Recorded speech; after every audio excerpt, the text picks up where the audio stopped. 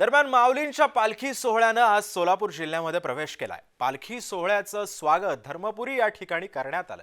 रांगोळ्यांच्या पायघड्या सुद्धा पाहून वारकरी भारावून गेले। पाहूया।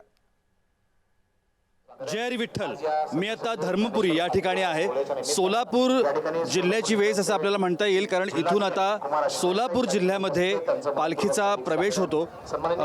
ज्ञानेश्वर माऊलींचा पालखी सोहळा सोलापूर जिल्हा म्हणजे हा अंतिम टप्पा आहे आणि याच्यानंतर पंढरपूर आल्याची भावना वारकऱ्यांमध्ये निर्माण होते।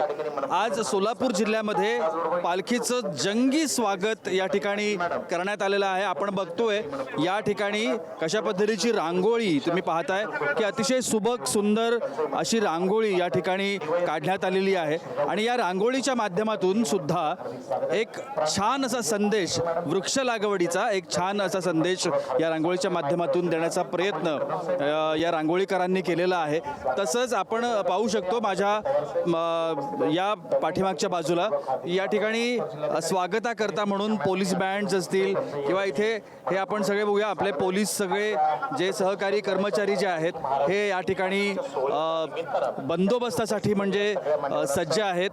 पोलीस कर्मचाऱ्यांच्यासाठी हा जो क्षण आहे हा खूप महत्त्वाचा असतो।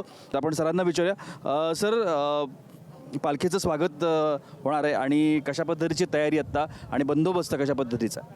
आमचं पूर्ण पोलीस प्रशासन बंदोबस्तासाठी सज्ज झालेले आहे।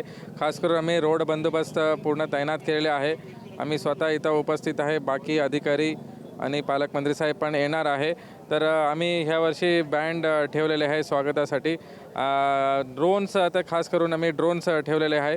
आम्हाला ते पुढं 10 किलोमीटर काय चित्र आहे, कुठं गाडी अडकलेली आहे, कुठंपर्यंत पालखी आहे आणि आम्हाला ड्रोन माध्यमातून AIच्या माध्यमातून आम्हाला किती लोकसंख्या आहे ह्याचा आता आम्हाला आयडिया येईल आणि प्रत्येक लोकांना आता नेटवर्क जाम होऊन जाते, आम्हालाही लोकांना कम्युनिकेट होत नाही पुढं काय चालू आहे। त्याच्यासाठी आम्ही स्पेशल एक हॉटलाईन तयार केलेले आहे, जेणेकरून आम्हाला कोणाला संपर्क करायचा आहे, आमचं पोलीस प्रशासनाला द्यायचं आहे, तिथं आम्ही त्यांना मेसेज देऊ शकता आणि वारकरीसोबत चालणारे अधिकारी तिथं दिलेले आहे।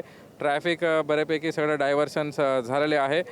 जसं मुक्कामाला येतील पालखी तिथं आमचं ग्रामसुरक्षा यंत्रणा, बाकी आमचं anti chain squad, snatching squad आणि मिसिंग स्क्वॉड हे सगळं तैनात केलेलं आहे। निर्भया पथक पण आहे, जेणेकरून कुठेही छेडछाड होणार नाही, चोरी या असं काही प्रकार होणार नाही, हे सगळं दक्षता घेतली। दरवर्षीपेक्षा जास्त प्रेशर वाटतं यावर्षी?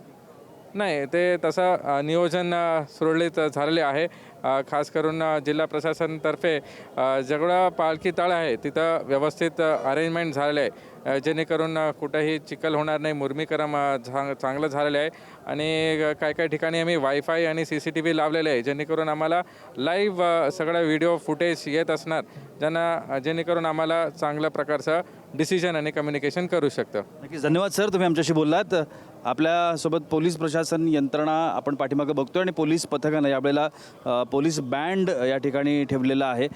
पालखीच्या स्वागताकरता या खास व्यवस्था आत्ता आपल्याला या ठिकाणी दिसत आहेत। धर्मपुरी नावाचं हे गाव आहे सोलापूर जिल्ह्यामधलं आणि या ठिकाणीच आता पालखीचा स्वागत समारंभ जो आहे, स्वागत सोहळा जो आहे तो पार पडलेला आहे।